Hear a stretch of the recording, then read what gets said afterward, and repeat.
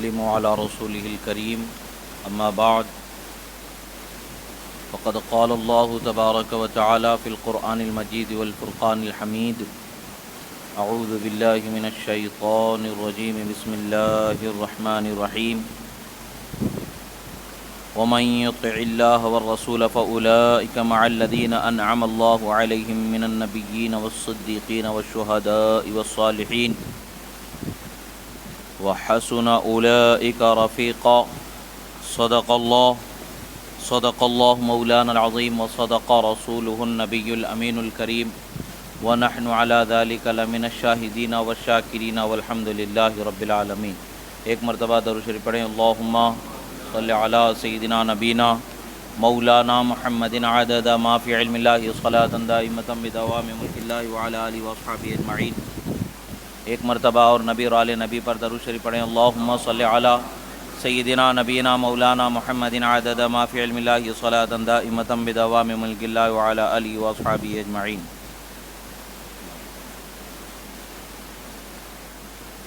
اللہ رب العزت کا شکر احسان کہ اللہ رب العزت نے ہمیں اس کے حبیب کریم صلی اللہ تعالی علیہ وسلم کا سچا چاہنے والا مسلمان بنا کر پیدا فرمایا اور آپ کی ہر نسبت کا ادب و احترام کرنے والا صحیح العقیدہ فرما بردار انسان بنا کر پیدا فرمایا۔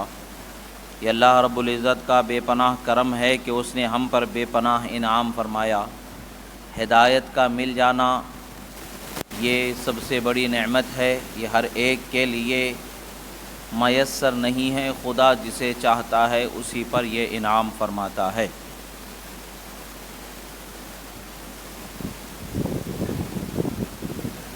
اللہ رب العزت نے مخلوق میں درجہ بدرجہ عظمت، بزرگی، بلندی عطا فرمایا ہے۔ اللہ تعالیٰ کی مخلوق میں سب سے بڑا مرتبہ، سب سے بڑا مرتبہ اور سب سے بڑا مقام انبیاء کرام کو اللہ تبارک و تعالیٰ نے عطا فرمایا۔ اللہ کی مخلوق میں انبیاء سے بڑا مرتبہ والا کوئی نہیں، انبیاء سے بڑا عظمت والا کوئی نہیں، انبیاء سے بڑا اللہ کے نزدیک مقرب کوئی نہیں۔ انبیاء میں سب سے بڑا رتبہ ہمارے اور آپ کے آقا و مولا رحمت عالم نور مجسم صلی اللہ تعالی علیہ وسلم کا مقام و مرتبہ اللہ نے بلند و بالا فرمایا۔ یہاں تک کہ امام سیوطی علیہ الرحمت و رضوان نے حدیث مبارکہ کو نقل فرمایا۔ آپ فرماتے ہیں کہ اللہ پاک فرماتا ہے، حدیث قدسی ہے، خلقت الخلق لأعرفهم کرامتک ومنزلتک عندی لولاک لما خلقت الدنیا۔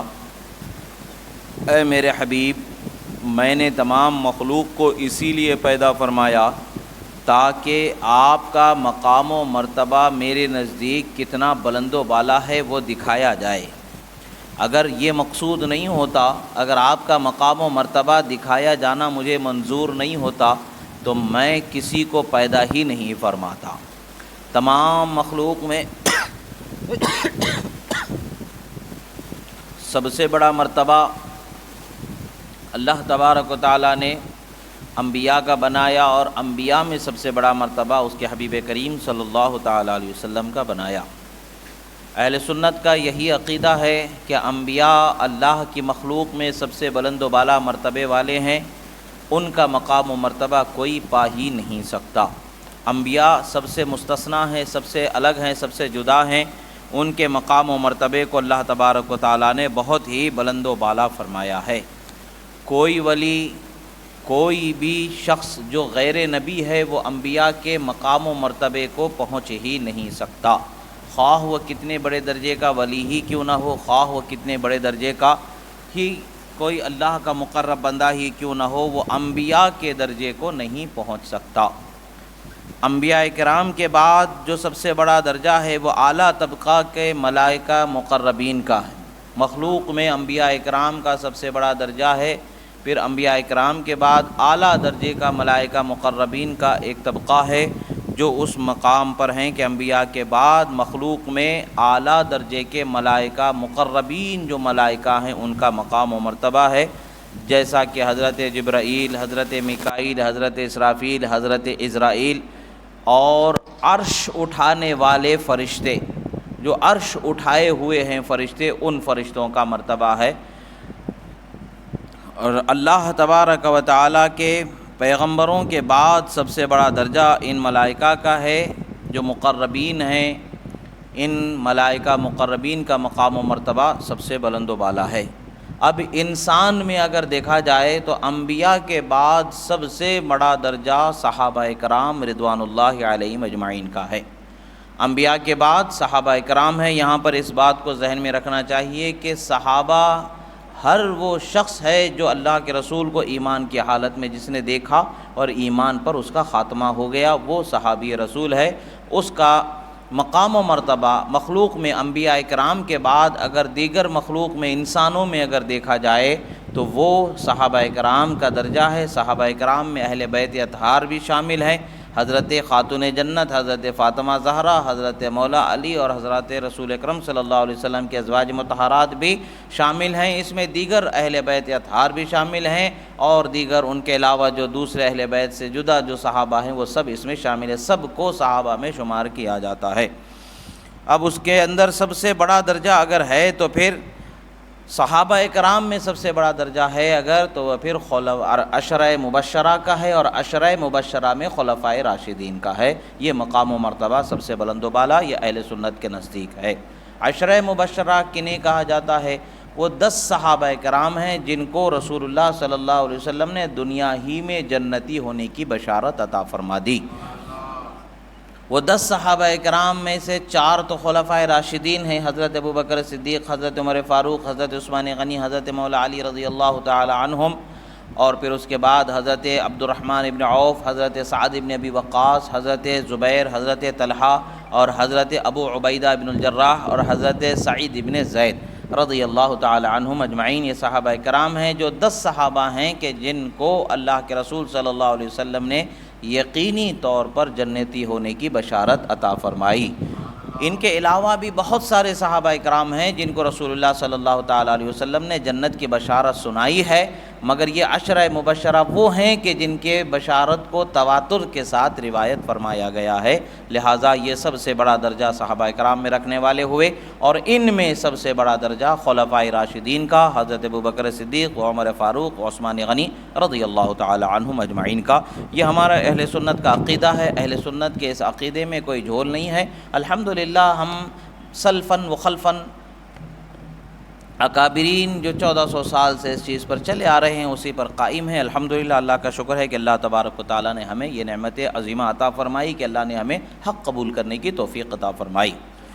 اور پھر اگر ان میں سے دیکھا جائے تو یہ ایسے مقام و مرتبے و کمالات کے حامل ہیں کہ اگر ان کو دیکھا جائے ان میں سے ہر ایک کو الگ الگ کر کے ان کی خصوصیات اور ان کی فضیلتیں اور ان کے کمالات، ان کے انعامات، ان کے خصوصیات، اختصاص جو رسول اللہ نے انہیں عطا فرمائے، ایسا سمجھ میں آتا ہے کہ ان کے علاوہ کوئی ہے ہی نہیں جس کو اتنی بڑی نعمتیں ملی ہیں۔ بالخصوص حضرت مولا علی کو وہ نعمتیں، وہ عظمتیں عطا فرمائی ہیں، وہ فضیلتیں، وہ کمالات عطا فرمائی ہیں کہ جن کا ذکر ایسا مشہور و معروف ہے کہ ان جیسا کسی کے متعلق سے مذکور و مشہور و معروف نہیں ہے۔ الحمدللہ ہم اہل سنت ہیں، ہم صحابہ کرام کو جس کا جو مرتبہ ہے اسی مرتبے پر قائم رکھتے ہیں، اور اس مرتبے سے نہ ہم اپنی مرضی سے کسی کو گھٹاتے ہیں نہ ہم اپنی مرضی سے کسی کو بڑھاتے ہیں۔ اب عشرہ مبشرہ کا مقام و مرتبہ بالخصوص خلفائے راشدین کے مقام و مرتبے سے متعلق چند احادیث مبارکہ آپ حضرات کے سامنے، چونکہ یہ مہینہ اہل بیت سے متعلق ہے، خاص شہید کربلا سے متعلق ہے، خاص اہل بیت اطہار سے متعلق نسبت رکھتا ہے، تو اس لحاظ سے اس مہینے میں بالخصوص ان حضرات کا ذکر کیا جائے گا، مگر اہل سنت کے طریقے کے مطابق ہم نے جو ہمارا عقیدہ ہے اس عقیدے کے مطابق برکتاً اور تیمناً ان شخصیات کا ذکر بھی بہتر و مناسب سمجھتے ہیں۔ معمول ہے اسی طریقے سے اس پر ذکر کیا جائے گا، چند احادیث مبارکہ اس کے متعلق سے ذکر کیے جائیں گے۔ اللہ کے رسول صلی اللہ تعالی علیہ وسلم سے ایک حدیث مبارکہ روایت کی گئی ہے۔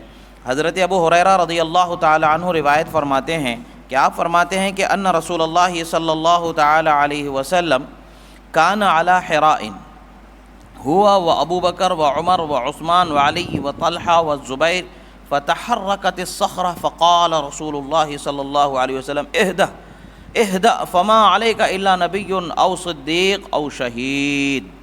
یہ رسول اکرم صلی اللہ تعالی علیہ وسلم کے حدیث مبارکہ کے روایت کرنے والے راوی حضرت ابو ہریرہ رضی اللہ تعالی عنہ ہیں۔ آپ فرماتے ہیں کہ اس حدیث کے ساتھ ایک اور حصے کو بھی ذکر کیا گیا، وزاد بعضهم وسعد بن ابی وقاص ولم یذکر علی، بعض نے اس کی زیادت کی ہے، حضرت سعد بن ابی وقاص کا بھی ذکر کیا اور حضرت علی کا ذکر نہیں کیا ہے۔ اس پر حضرت ملا علی قاری علیہ رحمت و رضوان اور دیگر جو ہے اس پر یہ فرماتے ہیں کہ یہ اس طریقے کا قول کرنا یہ مسامحت ہے، یعنی غفلت سے اس طریقے سے ہو گیا ہے، مگر حقیقت دیکھا جائے تو حضرت علی رضی اللہ تعالیٰ عنہ اس میں مذکور ہیں۔ بہرحال حدیث مبارکہ ہے کہ سرکار صلی اللہ تعالیٰ علیہ وسلم ایک مرتبہ اپنے اصحاب کے ساتھ حراء کا جو مقام ہے جہاں پر سب سے پہلے وحی اتری تھی، جس غار میں آپ عبادت میں مصروف ہوا کرتے تھے، اس جگہ پر آپ تشریف فرما تھے۔ آپ کے ساتھ حضرت ابوبکر صدیق بھی تھے، حضرت عمر فاروق بھی تھے، حضرت عثمان غنی بھی تھے، حضرت مولا علی بھی تھے، حضرت طلحہ بھی تھے، حضرت زبیر بھی تھے۔ یہ شخصیات وہاں پر موجود تھیں کہ وہ پہاڑ کی جو چوٹی تھی وہ ہلنے لگتی ہے۔ اللہ کے رسول صلی اللہ تعالی علیہ وسلم فرماتے ہیں اے پہاڑ کی ہلنے والی چوٹی، ٹھہر جا، سہم جا، خاموش ہو جا، حرکت مت کر، رک جا، اب تیرے میں یہ مجال نہیں کہ تو حرکت کر سکے۔ کیوں؟ سرکار فرماتے ہیں کیا تجھے معلوم نہیں ہے کہ تجھ پر کون ہے؟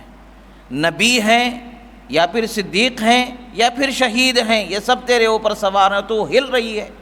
ہم تو عقیدت کے نگاہ سے اگر دیکھیں گے تو ہمیں یہ بات سمجھ میں آتی ہے کہ وہ پہاڑ بھی اس وقت پر جھومنے لگا کہ اس پر کیسی عظیم ہستیاں جلوہ فرما ہیں، اور وہ اپنی خوشی کو اپنے اندر بچا کے سما کے محفوظ نہ رکھ سکا، بلکہ خوشی سے بے قابو ہو کر کے جھومنے لگا۔ اور سرکار صلی اللہ تعالیٰ علیہ وسلم نے گویا کہ اسے تنبیہ کی اور سلیقہ سکھایا کہ ادب کا بھی کچھ تقاضا ہوتا ہے، خوشی کا ایک تقاضا ضرور ہے مگر خوشی پر ادب مقدم ہوتا ہے۔ تجھ پر جو ہستیاں ہیں وہ ان کا ادب کیے جانے لائق ہستیاں ہیں، لہٰذا خوشی میں بے قابو نہیں ہو جانا چاہیے، دائرہ ادب سے نکلنا نہیں ہے، بلکہ ادب کے ساتھ سکون کے ساتھ تھمے رہنا ہے۔ یہ گویا کہ سرکار کا تنبیہ کرنا تھا۔ بہرحال سرکار نے فرمایا کہ اے پہاڑ کے حصے تو ہل نہیں سکتا ہے، خاموش، سہم جا، تھم جا، ٹھہر جا، سکون کے ساتھ رہ جا۔ پھر سرکار صلی اللہ تعالیٰ علیہ وسلم کے اس حدیث مبارکہ کے ساتھ ہی امام ملا علی قاری علیہ رحمت و رضوان نے ایک دوسری حدیث مبارکہ کو روایت فرمایا۔ فرماتے ہیں کہ وعن عبداللہ ابن سالم عن سعید ابن زید قال كنا مع رسول اللہ صلی اللہ علیہ وسلم على حراء فتحرک فقال اثبت۔ سرکار صلی اللہ تعالی علیہ وسلم نے فرمایا، فقال رسول اللہ صلی اللہ تعالی علیہ وسلم اثبت حراء فما علیک الا نبی او صدیق او شہید۔ فرماتے ہیں اللہ کے رسول صلی اللہ تعالی علیہ وسلم کا فرمان کہ حضرت سعید ابن زید جو کہ عشرہ مبشرہ میں سے ایک شخصیت ہیں، آپ خود اس حدیث مبارکہ کے راوی ہیں، وہ فرماتے ہیں کہ ہم رسول اللہ صلی اللہ تعالی علیہ وسلم کے ساتھ حراء پہاڑ کی چوٹی پر تشریف فرما تھے کہ پہاڑ کی چوٹی ہلنے لگی، کانپنے لگی۔ سرکار نے فرمایا اثبت، تھم جا، سہم جا، ٹھہر جا، یعنی ہل نہیں سکتی، خاموش ہو جا، سکون کے ساتھ رک جا۔ سرکار صلی اللہ تعالیٰ علیہ وسلم نے فرمایا، پھر فرمایا کیا تجھے معلوم نہیں کہ تجھ پر کون کون ہے؟ ایک نبی ہیں یا پھر صدیق ہیں یا پھر شہید ہیں تجھ پر۔ سرکار مدینہ صلی اللہ تعالیٰ علیہ وسلم سے پوچھا گیا کہ یا رسول اللہ صلی اللہ علیہ وسلم، قیل من ہم یا رسول اللہ، اے اللہ کے رسول صلی اللہ تعالیٰ علیہ وسلم وہ کون ہیں جو صدیق ہیں، شہید ہیں، وہ کون ہیں؟ نبی کی شخصیت تو پہچانی گئی، خود سرکار موجود ہیں۔ سرکار کے علاوہ کون ہے صدیق اور شہید؟ وہ کون کون ہیں؟ سرکار مدینہ صلی اللہ تعالیٰ علیہ وسلم سے پوچھا گیا، آپ فرماتے قال رسول اللہ صلی اللہ علیہ وسلم ابو بکر و عمر و عثمان و علی و طلحہ و زبیر و سعد ابن مالک و عبد الرحمن ابن عوف قال قیل فمن العاشر، فرمایا گیا سرکار مدینہ صلی اللہ تعالیٰ علیہ وسلم نے یہ حدیث سے جو روایت کرنے والے حضرت سعید ابن زید ہیں وہ فرماتے ہیں کہ ہماری موجودگی میں پہاڑ ہلنے لگا تو سرکار نے پہاڑ کو سہم جانے ٹھہر جانے کا حکم فرمایا، وہ ساکت و صامت رک گیا۔ اب پھر ان سے پوچھا گیا یا رسول اللہ یہ کون لوگ ہیں جو صدیق ہیں شہید ہیں؟ تو سرکار صلی اللہ تعالیٰ علیہ وسلم نے ناموں کا ذکر فرمایا، یعنی اس سے پتہ چلتا ہے کہ ان کے علاوہ بھی اور بھی دوسرے لوگ تھے، اسی لیے پوچھنے کی ضرورت آ گئی کہ وہ کون لوگ ہیں کہ جن کے لیے یہ آپ شان بیان فرما رہے ہیں۔ حضرت سعید بن زید فرماتے ہیں کہ سرکار نے اپنی زبان سے اسماء مبارکہ کا ارشاد فرمانا شروع فرمایا، ایک حضرت ابو بکر کا نام ارشاد فرمایا، دوسرا حضرت عمر کا نام ارشاد فرمایا، تیسرا حضرت عثمان غنی کا نام ارشاد فرمایا، چوتھا حضرت علی کا نام ارشاد فرمایا، حضرت طلحہ، حضرت زبیر، حضرت سعد ابن مالک کا، اور پھر عبد الرحمن ابن عوف کا یہ ذکر فرمایا۔ تو راوی سے پوچھا گیا کہ اور ایک ہیں وہ 10ویں کون ہیں کہ جن کا ذکر ہے جس کا آپ ذکر نہیں فرما رہے ہیں؟ وہ فرماتے فرماتے ہیں کہ میں وہ 10واں ہوں کہ جس کو رسول اللہ نے فرمایا۔ یعنی سرکار مدینہ صلی اللہ تعالیٰ علیہ وسلم نے پہلے ہی جن کے عظمت و شان کا ذکر بیان فرما دیا، ایسا ذکر کہ کبھی پہاڑ جو احد کا ہے وہ اس پر گواہ ہوتا ہے تو کبھی پہاڑ جو حرا کا ہے وہ اس پر گواہ ہو جایا کرتا ہے۔ اللہ کے رسول صلی اللہ تعالیٰ علیہ وسلم کے شان ہے، کبھی حرا کا پہاڑ جو مکہ المکرمہ میں ہے وہ اس پر گواہ ہوتا ہے، اور کبھی کوئی پہاڑ جو احد مدینہ منورہ میں ہے وہ اس پر گواہ ہو جاتا ہے۔ کبھی سرکار مدینہ صلی اللہ تعالیٰ علیہ وسلم کے اصحاب کا اور آپ کے اہل بیت کی عظمت و کمالات کا معترف زمانہ اس طرح سے ہے، انسان عقل و سمجھ والے ہوش والے تو ہیں ہی، مگر جو جمادات جنہیں سے کہا جاتا ہے یعنی پتھر و شجر بھی اللہ کے محبوب اور اللہ کے محبوب ہستیوں کا عزت اور شان و مقام و مرتبے کا علم رکھتے ہیں۔ اللہ تعالیٰ نے انہیں وہ مقام و مرتبے کا علم عطا فرمایا ہے۔ اب یہاں پر ارشاد فرماتے ہیں کہ وہ حضرت امام ترمذی نے اس حدیث کو روایت فرمایا اور یہ حدیث کو حدیث حسن صحیح فرمایا ہے۔ اسی حدیث کی بنا پر کرتے ہوئے وزاد بعضهم سے متعلق حضرت مولا علی قاری نے فرمایا فقوله زاد فیہ مسامحہ، فرماتے اس میں مسامحت ہے، بھول ہے، غفلت ہے، حالانکہ دوسری حدیث اس کی تائید کرتی ہے کہ حضرت مولا علی وہاں پر جلوہ فرما ہیں۔ حضرت مولا علی کا بھی ہونا پھر ذکر ہوا، اور پھر اس کے بعد میں حضرت عبد الرحمن اور حضرت سعد ابن ابی وقاص ہیں۔ حضرت سعد ابن ابی وقاص رضی اللہ تعالی عنہ یہ دونوں اپنے بستر پر آرام فرما، اپنے بستر پر یعنی یہ شہید نہیں ہوئے میدان میں جنگ کرتے ہوئے یا ظلماً قتل ہو کر کے شہید نہیں ہوئے، بلکہ اپنے بستر پر ان کی علالت میں یا اپنے بستر پر ان کی وفات ہوئی، ان کا وصال ہوا، تو ان کے لیے کہا جاتا ہے کہ یہ حکماً شہید ہوتے ہیں، یہ کسی ایسے عارضہ کی وجہ سے شاید دنیا سے رخصت ہوئے ہوں گے کہ اس عارضے میں شہید ہونے والے کو شہید حکماً کہا گیا، جیسے بیماری میں مرنے والا، حیضے کی بیماری میں مرنے والا وغیرہ اس طریقے کی بیماریوں میں مرنے والے کے لیے کہا گیا ہے کہ وہ اگرچہ میدان میں جہاد کرتے ہوئے نہیں مرا ہے مگر اس بیماری کے مرنے کی وجہ سے اسے حکماً شہید کہا جاتا ہے۔ ایسے ہی ان دونوں شخصیات کے متعلق سے شراح فرماتے ہیں کہ وہ حکماً شہید ہیں، یعنی رسول اللہ صلی اللہ تعالیٰ علیہ وسلم نے فرمایا۔ اب یہاں پر تین ہی ہیں، نبی ہیں، صدیق ہیں اور شہید ہیں، یہ تین ہی لوگوں کا وہاں ذکر ہے۔ نبی تو سرکار کی ذات ہو گئے، اب اس کے علاوہ کوئی ہے نہیں، اس کے بعد اب صدیق ہے، تو پھر اس میں ایک چیز یہ فرماتے ہیں کہ یا پھر یہ ہو سکتا ہے کہ وہ حضرت عبد الرحمن اور حضرت سعد ابن ابی وقاص صفت صدیقیہ میں داخل فرمائے گئے، یعنی صدیق بھی یہاں پر اس حدیث کی شرح کے اعتبار سے دیکھا جائے تو فرماتے ہیں وفي الرياض انه مات بالمدینۃ علی فراشہ فوجہ شہادتہ انه شہید حکمی كسعد وعبد الرحمن حيث مات على فراشهما ايضا او دخلوا في صفة الصدیقیہ۔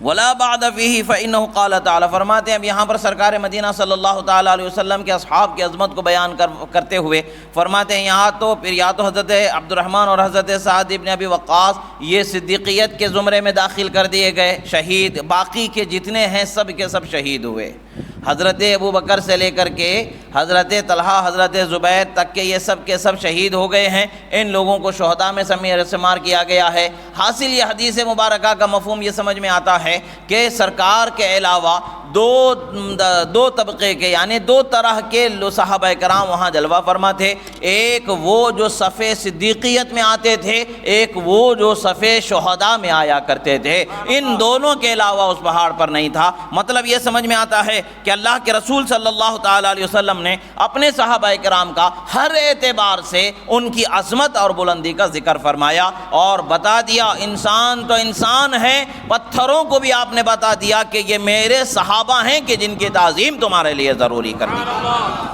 اللہ کے رسول صلی اللہ تعالیٰ علیہ وسلم کے صحابہ کرام کی عظمت اور ان کا ادب احترام ہمارے لیے ضروری ہے۔ اللہ کے رسول صلی اللہ تعالیٰ علیہ وسلم کی عظمت ہی میں ان کے صحابہ کی عظمت ہے، ان کی محبت ہی میں رسول اللہ صلی اللہ تعالیٰ علیہ وسلم کے صحابہ کی محبت ہے اور احترام ہے۔ اللہ تبارک و تعالیٰ نے ارشاد فرمایا وَمَن يُطِعِ اللَّهَ وَالرَّسُولَ فَأُولَٰئِكَ مَعَ الَّذِينَ أَنْعَمَ اللَّهُ عَلَيْهِم مِّنَ النَّبِيِّينَ وَالصِّدِّيقِينَ وَالشُّهَدَاءِ وَالصَّالِحِينَ۔ اللہ تعالیٰ نے فرمایا کہ اور جو اللہ اور اس کے رسول صلی اللہ تعالیٰ علیہ وسلم کا حکم مانے، ان کی اطاعت کرے، تو اللہ تبارک و تعالیٰ کے فضل سے انہیں ان کا ساتھ ملے گا جن پر اللہ تبارک و تعالیٰ نے انعام فرمایا ہے۔ یعنی اللہ کے انعام والے بندوں کا ساتھ مل جانا یہ بھی انعام کی ایک سب سے بڑی نعمت ہے، یہ سب سے بڑی دولت ہے جو اللہ تبارک و تعالیٰ عطا فرماتا۔ وہ انعام والوں کا ساتھ مل جانا بھی انعام کی بات ہے۔ وہ کب ملے گی، وہ کیسے ہمیں نعمت مل سکتی ہے؟ اللہ تبارک و تعالیٰ نے فرمایا جو اللہ اور اس کے رسول صلی اللہ تعالیٰ علیہ وسلم کا حکم مانے، اطاعت کرے، فرما برداری کرے، تو اللہ تعالیٰ انہیں اس بندے کو جو اللہ اور اس کے رسول کی اطاعت کرنے والے کو کس کا ساتھ عطا فرمائے گا؟ ان لوگوں کا ساتھ عطا فرمائے گا جن پر اللہ تعالیٰ نے انعام فرمایا۔ وہ انعام والے کون ہیں؟ من النبیین والصدیقین والشہداء والصالحین، یہاں فرمایا چار زمرے یہاں پر ذکر کیے گئے، انبیاء کا ذکر کیا گیا، صدیقین کا ذکر کیا گیا، شہداء کا ذکر کیا گیا، صالحین کا یہاں پر ذکر کیا گیا۔ اب انبیاء میں اللہ کے رسول صلی اللہ تعالیٰ علیہ وسلم کے ساتھ ساتھ دیگر انبیاء اس میں شامل ہیں۔ اب پھر اس کے بعد صدیقین ہیں، پھر شہداء ہے، صالحین ہیں۔ انبیاء کے بعد انسانوں میں یہ تین زمرے ہیں، صدیقین، شہداء و صالحین، یہ تین طبقے یہاں پر اللہ تبارک و تعالیٰ نے قرآن مجید میں بیان فرمایا۔ ان کا ساتھ اسے عطا فرمایا جائے گا جو اللہ اور اس کے رسول کا حکم ماننے والا بندہ ہے۔ اور پھر اللہ تعالیٰ نے ہمیں سورہ فاتحہ میں کیا سکھایا ہے؟ اہدنا الصراط المستقیم فرمایا کہ اے اللہ ہمیں سیدھے راستے پر چلا۔ پھر اس کے بعد نے صراط مستقیم کیا ہے، سیدھا راستہ کیا ہے؟ صراط الذین انعمت علیہم فرمایا، وہ راستہ کہ جس کے چلنے والے پر تو نے انعام فرمایا ہے، چلنے والوں پر تو نے انعام فرمایا ہے۔ انعام والے بندوں کے راستے پر چلنے کی دعا کرنے کا سلیقہ سکھایا گیا۔ اب پھر انعام والے بندوں کے راستے کی برکت کب ملے گی، انعام والوں کا ساتھ کب ملے گا؟ اللہ نے فرمایا وَمَن يُطِعِ اللَّهَ وَالرَّسُولَ فَأُولَٰئِكَ مَعَ الَّذِينَ أَنْعَمَ اللَّهُ عَلَيْهِمْ۔ اب یہاں پر اللہ نے فرمایا جو اللہ اور اس کے رسول صلی اللہ تعالی علیہ وسلم کا حکم ماننے والے ہیں، ان کا حکم مانتے ہیں، ان پر اللہ تبارک و تعالی انعام فرماتا ہے کہ انہیں اپنے انعام والے بندوں کا ساتھ عطا فرما دیتا ہے۔ اور جب انہیں ساتھ عطا فرما دیا جاتا ہے وَحَسُنَ أُولَٰئِكَ رَفِيقًا، فرماتا ہے اور کیا ہی اچھے ساتھی ہیں یہ، جو ان کا ساتھ پا جاتا ہے تو کیا ہی اچھے لوگوں کا ساتھ پا گیا، یعنی کتنے ہی اچھے لوگ ہیں۔ اور جن کو اللہ نے ہمیں انعام کے طور پر دینا ہے، جن کا ساتھ انعام کے طور پر ملنا ہے، وہ کون ہیں؟ صدیقین، شہداء، اور صدیقین، شہداء، صالحین۔ رسول اللہ صلی اللہ تعالیٰ علیہ وسلم نے اس حدیث مبارکہ میں جو فرمایا ہے اے حرا تجھ پر جو سوار ہیں نبی ہیں، صدیقین ہیں اور شہداء ہیں، اور صدیقین شہداء جن کے نام مبارکہ کو ذکر کیا گیا ہے، جسے حضرت امام ترمذی رضی اللہ تعالیٰ عنہ نے روایت فرمایا۔ ان ناموں میں کون سے نام ملتے ہیں؟ حضرت ابوبکر کا نام ملتا ہے، حضرت فاروق اعظم کا نام ملتا ہے، حضرت ذوالنورین کا نام ملتا ہے، حضرت مولا کائنات فاتح خیبر حیدر کرار کا نام ملتا ہے، حضرت سعد بن ابی وقاص، حضرت عبد الرحمن اور حضرت زبیر، حضرت طلحہ، حضرت سعید بن زید رضی اللہ تعالی عنہم۔ یہ عشرہ مبشرہ، یہ وہ صحابہ کرام کہ جن کو دنیا ہی میں جنتی ہونے کے اللہ کے رسول نے بشارت دے دی ہے، ان لوگوں کا نام ملتا ہے۔ پتہ کیا چلتا ہے؟ انعام والا وہی بندہ ہے جو انعام والے لوگوں کے ساتھ ہونے والا ہے۔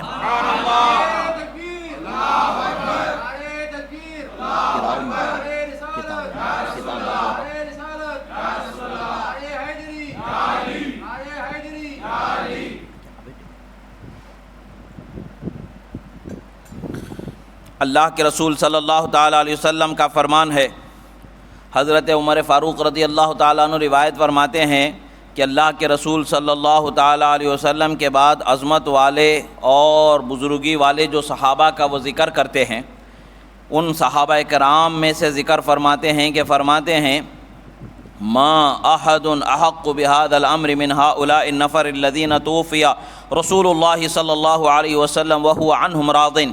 فرماتے ہیں کہ لوگوں کے ہدایت و رہبری کرنا، لوگوں کی نگہبانی کرنا، لوگوں کو اللہ اور اس کے رسول کے دین پر چلانے کی ذمہ داری اٹھانا، یہ خلافت کا جو منصب ہے، اس کے اہل اللہ اور اللہ کے رسول صلی اللہ تعالیٰ علیہ وسلم کے دنیا سے پردہ فرمانے کے بعد میں کسی اور دوسرے لوگوں کو اس کا اہل نہیں سمجھتا سوائے ان لوگوں کے کہ جن سے اللہ کے رسول صلی اللہ تعالیٰ علیہ وسلم دنیا سے جاتے وقت پر راضی تھے۔ وہ راضی شدہ لوگوں کا ذکر فرماتے ہوئے آپ فرماتے ہیں فَسَمَّا عَلِيًّا وَعُثْمَانَ وَالزُّبَيْرَ وَطَلْحَةَ وَسَعْدًا وَعَبْدَ الرَّحْمَانَ۔ رواہ البخاری، امام بخاری فرماتے حضرت عمر فاروق رضی اللہ تعالیٰ عنہ نے جو چند لوگوں کا نام ذکر فرمایا، وہ نام کیا ہے؟ ایک تو حضرت مولا علی کا نام ذکر فرمایا، حضرت عثمان غنی کا نام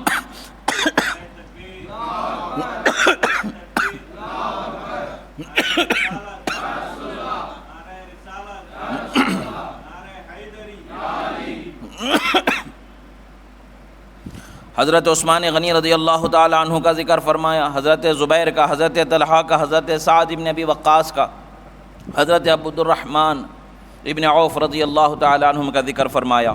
اس سے پتہ کیا چلتا ہے کہ صحابہ کرام جو عشرہ مبشرہ سے ہیں، یہ ان کو اللہ تبارک و تعالی نے بڑی عظمت و بلندی عطا فرمائی ہے۔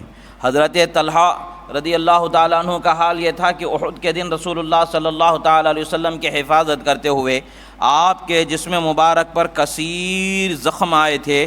ان میں سے آپ فرماتے ہیں کہ 75 زخم آپ کے جسم مبارک پر آئے تھے، 75 زخم آپ کے جسم مبارک پر آئے تھے جنگ احد میں، وہ رسول اللہ صلی اللہ تعالیٰ علیہ وسلم کی حفاظت کرتے ہوئے، حتیٰ کہ آپ کا ایک ہاتھ پر بھی جو نیزے کی وجہ سے چبھ گیا تھا، پار ہو گیا تھا، کٹا ہوا نشان وہاں پر ملتا تھا کہ جس کو آگے بڑھا کر کے انہوں نے رسول اللہ صلی اللہ تعالیٰ علیہ وسلم کی حفاظت فرمائی تھی۔ فرماتے ہیں رأیت ید طلحہ رضی اللہ تعالیٰ عنہ شلّا وقع بها النبی یوم احد۔ فرماتے ہیں رسول اللہ صلی اللہ تعالیٰ علیہ وسلم کے حفاظت میں ہم نے حضرت قیس ابن ابی حازم روایت کرتے ہیں کہ میں نے حضرت طلحہ کے دست مبارک کو دیکھا کہ جس ہاتھ سے انہوں نے رسول اللہ صلی اللہ تعالیٰ علیہ وسلم کی احد کے میدان میں حفاظت فرمائی تھی، زخمی ہو جانے کا نشان میں نے اس جگہ پر دیکھا۔ اور پھر رسول اللہ صلی اللہ تعالیٰ علیہ وسلم سے ایک حدیث مبارکہ ہے، حضرت جابر فرماتے ہیں قال النبی صلی اللہ علیہ وسلم من یأتینی بخبر القوم یوم الاحزاب قال زبیر انا فقال النبی صلی اللہ تعالیٰ علیہ وسلم ان لکل نبی حواری وحواری الزبیر۔ فرماتے ہیں کہ رسول اکرم صلی اللہ علیہ وسلم نے ارشاد فرمایا کہ جنگ کے دن پر کون مجھے یوم احزاب جو جنگ تھی اس دن، فرماتے ہیں کہ دشمنوں کی خبر مجھ تک کون پہنچائے گا، کون جاسوسی کر کے ان کے معاملات میرے پاس لا کر کے پیش کرے گا؟ تو حضرت زبیر ابن العوام فرماتے ہیں کہ یا رسول اللہ میں مخبری آپ کی کروں گا، آپ کی ذمہ داری پوری کروں گا۔ جانتے ہیں دشمن کی خبر لینے کے لیے جب کوئی جاتا ہے، وہ پکڑا جاتا ہے تو دشمن اس کے ساتھ کیا کرتا ہے؟ سوائے موت کے قتل کے دوسرا راستہ ہی نہیں ہوتا ہے، وہ تو قتل کر دیا جانا ہے، مگر اس کے لیے ہمت چاہیے، حوصلہ چاہیے، رسول اللہ پہ قربان ہونے کا جذبہ چاہیے۔ رسول اللہ پر قربان ہونے کا جذبہ تھا تو وہ آگے بڑھے اور آپ نے کہا یا رسول اللہ میں خبر لے کر آتا ہوں۔ رسول اللہ صلی اللہ تعالیٰ علیہ وسلم نے فرمایا کہ ہر نبی کے لیے ایک حواری عطا فرمایا جاتا ہے۔ حواری کا ایک معنی ہوتا ہے مددگار، حواری کا ایک معنی ہوتا ہے مدد کرنے والا اور ان کی حفاظت کرنے والا، یہ معنی اس کا آتا ہے۔ رسول اکرم صلی اللہ تعالیٰ علیہ وسلم فرماتے ہیں، جو امام ملا علی قاری علیہ رحمٰن نے فرمایا، جو خلوص کے ساتھ، مخلص مددگار جسے کہا جاتا ہے، بالکل خلوص کے ساتھ رہنے والے شخص کو حواری کہا جاتا ہے۔ سرکار نے فرمایا کہ ہر نبی کے لیے ایک خاص مخلص مددگار مقرر کیا جاتا ہے، حواری مقرر کیا جاتا ہے۔ میرا حواری حضرت زبیر ہے، سرکار صلی اللہ علیہ وسلم نے فرمایا۔ تو حضرت زبیر کا بھی مقام و مرتبہ بلند و بالا۔ اب پھر یہ حدیث متفق علیہ فرماتے، پھر حضرت زبیر ہی سے ایک دوسری حدیث فرماتے ہیں کہ قال رسول اللہ صلی اللہ علیہ وسلم من یأتینی، فرمائے کہ کون ہیں جو بنی قریظہ کی خبر لے کر کے میرے پاس آ جائیں گے؟ فرماتے فانطلقت، میں نکلا، میں گیا خبر لے کر آنے کے لیے۔ فلما رجعت جمع علی رسول اللہ صلی اللہ علیہ وسلم ابویہ فقال فداک و فداک، فداک و فداک دونوں طریقے سے بولا جا سکتا، فداک ابی و امی، متفق علیہ، حدیث بھی بخاری و مسلم کی متفق ہے۔ سرکار فرماتے ہیں، حضرت زبیر فرماتے ہیں کہ سرکار نے ارشاد فرمایا کہ بنی قریظہ کی خبر کون میرے پاس لے کر آئے گا؟ حضرت زبیر کہتے ہیں کہ میں اٹھا اور میں خبر لینے کے لیے چلا گیا۔ میں جب واپس آیا تو رسول اللہ مجھے اس قدر نعمتوں سے نوازا اور مجھ سے اس قدر خوش ہوئے کہ سرکار نے ان کے ماں باپ کو میرے نام پر جمع فرمایا، یعنی فرمایا کہ اے زبیر تم پر میرے ماں باپ قربان۔ یہ جملہ اسی کے لیے بولا جائے گا جس کو بے حد چاہت و محبت سے سرفراز فرمایا گیا ہوگا۔ یہی وجہ ہے کہ اہل سنت کے نزدیک عشرہ مبشرہ ہمارے نزدیک یعنی صحابہ کرام میں سب سے بڑا درجہ رکھنے والی ہستیاں ہیں، ان میں پھر خلفائے راشدین ہیں۔ اور حضرت مولا علی رضی اللہ تعالیٰ عنہ سے روایت ہے کہ آپ فرماتے ہیں کہ میں نے رسول اللہ صلی اللہ تعالیٰ علیہ وسلم کو ماں باپ کو کسی کے حق میں جمع کرتے ہوئے سنا ہے تو صرف اور صرف حضرت سعد ابن مالک یعنی حضرت سعد ابن ابی وقاص رضی اللہ تعالیٰ عنہ ہے۔ فرماتے ما سمعت النبی جمع ابویہ لأحد الا لسعد ابن مالک فإنی سمعته یقول یوم احد یا سعد ارم فداک ابی و امی۔ فرماتے ہیں کہ رسول اکرم صلی اللہ تعالیٰ علیہ وسلم، حضرت مولا علی نے فرمایا کہ میں نے سرکار کو فرماتے ہوئے اپنے کانوں سے حضرت سعد کے علاوہ کسی کے حق میں نہیں سنا۔ حضرت سعد کے لیے سرکار نے کیا فرمایا؟ کس دن فرمایا؟ احد کے دن فرمایا۔ جب احد کا دن تھا، دشمن رسول اللہ پر حملہ کر رہے تھے تو حضرت سعد ابن ابی وقاص تیر چلا رہے تھے۔ رسول اللہ صلی اللہ تعالیٰ علیہ وسلم نے فرمایا کہ اے سعد ابن مالک، میں میرے ماں باپ تم پر قربان، خوب تیر چلاؤ، خوب تیر چلاؤ۔ یہ سرکار مدینہ صلی اللہ تعالیٰ علیہ وسلم نے ان کے حق میں فرمایا۔ اور حضرت مولا علی فرماتے ہیں کہ میں نے ان کے علاوہ دوسروں کے حق میں سرکار کو اس طریقے سے فرماتے ہوئے نہیں سنا۔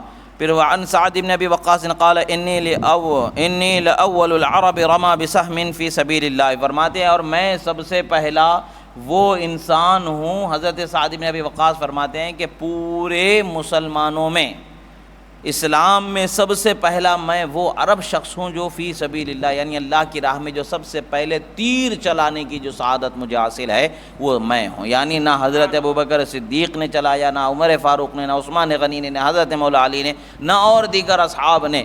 سب سے پہلا اگر تیر چلا ہے تو وہ حضرت سعد بن ابی وقاص رضی اللہ تعالیٰ عنہ کا تیر چلا۔ وعن عائشہ رضی اللہ تعالی عنہا فرماتے ہیں کہ رسول اکرم صلی اللہ تعالیٰ علیہ وسلم، حضرت بی بی عائشہ صدیقہ رضی اللہ تعالیٰ عنہا سے بھی روایت ہے، وہ فرماتے ہیں کہ رسول اکرم صلی اللہ تعالیٰ علیہ وسلم نے حضرت سعد بن ابی وقاص رضی اللہ تعالیٰ عنہ کو اور بھی دیگر حضرت ابو عبیدہ بن الجراح کو عن انس رضی اللہ تعالیٰ عنہ قال قال رسول اللہ صلی اللہ علیہ وسلم لکل امت امین وامین هذه الامت ابو عبیدہ ابن الجراح رضی اللہ تعالیٰ عنہ۔ فرماتے ہیں کہ ہر امت کا ایک امین ہوتا ہے، ہر امت کا ایک امین ہوتا ہے، اس امت کا امین ابو عبیدہ ابن الجراح رضی اللہ تعالیٰ عنہ، حضرت ابو عبیدہ رضی اللہ تعالیٰ عنہ کو فرمایا گیا۔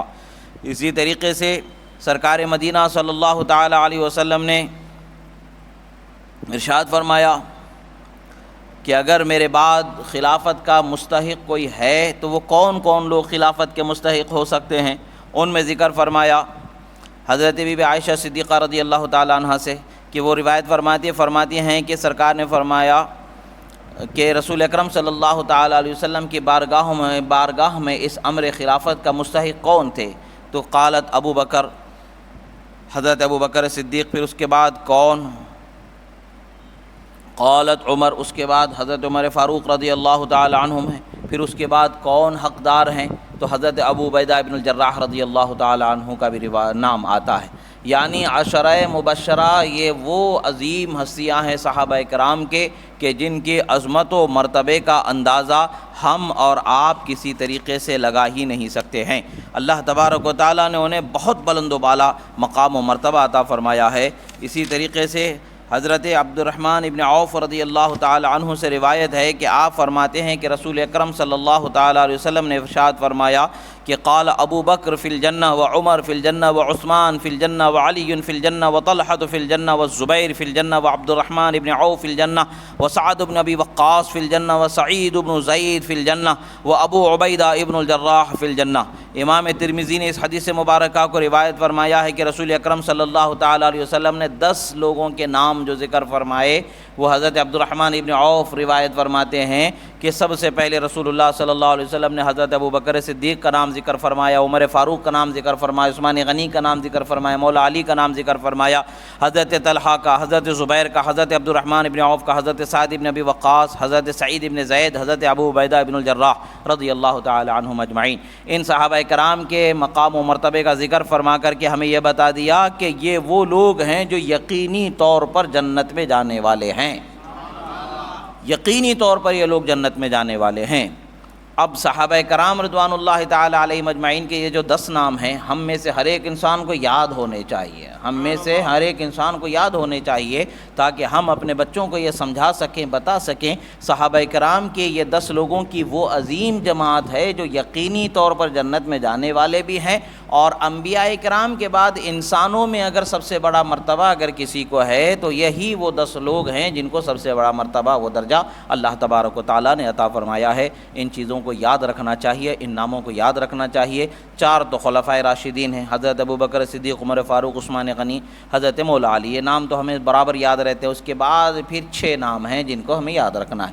وہ 6 ناموں میں حضرت عبد الرحمن ابن عوف، حضرت طلحہ، حضرت زبیر، حضرت سعد ابن ابی وقاص، حضرت سعید ابن زید، حضرت زبیر، حضرت عبد الرحمن ابن عوف، حضرت طلحہ، حضرت سعد ابن ابی وقاص، اور اسی طریقے سے حضرت سعید ابن زید اور حضرت ابو عبیدہ ابن الجراح۔ یہ 10 لوگ ہیں جن کو ہمیں یاد رکھنا ہے۔ ایک حضرت ابو بکر صدیق، دوسرے حضرت عمر فاروق، تیسرے حضرت عثمان غنی، چوتھے حضرت مولا علی۔ اس کے بعد حضرت طلحہ، حضرت زبیر، حضرت عبد الرحمن ابن عوف، حضرت سعد ابن ابی وقاص، حضرت سعید ابن زید اور حضرت ابو عبیدہ ابن الجراح۔ یہ لوگ ہیں کہ جن کو ہمیں یاد رکھنا ہے، جن کے نام ہمیں یاد رکھنا ہے اور اپنے بچوں کو سکھائیں، ضرور سکھائیں۔ آپ یاد رکھیں گے تو ضرور اپنے بچوں کو بھی یاد رکھنے کا ہوگا۔ یہ وہ عظیم ہستیاں ہیں کہ جن کا ادب اور احترام ہم پر ضروری ہے۔ ویسے تو صحابہ کرام میں کہ ہر فرد صحابی سے ہمیں عظمت و احترام رکھنا ضروری ہے، اور ہر فرد اہل بیت کے ساتھ بالخصوص ہمیں ادب و احترام کو وابستہ رکھنا چاہیے۔ انشاءاللہ آج یہ تیمناً و برکتاً یہ عشرہ مبشرہ کا ذکر رسول اللہ صلی اللہ تعالیٰ علیہ وسلم کے اصحاب کے ساتھ ان کا ذکر ہو گیا۔ کل انشاءاللہ کل سے بالخصوص چونکہ یہ مہینہ حضرات اہل بیت اطہار رضوان اللہ علیہم اجمعین کی ایثار و قربانیوں کے ساتھ جڑا ہوا ہے تو ان کا ذکر خیر ہوگا۔ مزید تفصیل کے ساتھ انشاءاللہ کل سے مسلسل لگاتار واقعات اور احادیث مبارکہ اور ان کی فضائل و مناقب و قرآن و سنت کی روشنی میں انشاءاللہ مسلسل بیان کیے جائیں گے۔ اللہ رب العزت کی بارگاہ میں دعا ہے جو کہا گیا سنا گیا، کہنے میں سننے میں جو غلطی ہوئی اللہ تعالیٰ اسے معاف فرمائے، اور جو حق و صحیح کہا گیا اللہ تعالیٰ اسے قبول فرمائے اور ہمارے سینوں میں محفوظ فرمائے۔ اللہم ربنا آتنا فی الدنیا حسنۃ وفی الآخرۃ حسنۃ وقنا عذاب النار۔ اللہم اکفنا بحلالک عن حرامک واغننا بفضلک عمن سواک۔ وصلی اللہ تعالیٰ علی خیر خلق ونور عرشہ سیدنا محمد وعلی آلہ وصحبہ اجمعین۔ الفاتحہ۔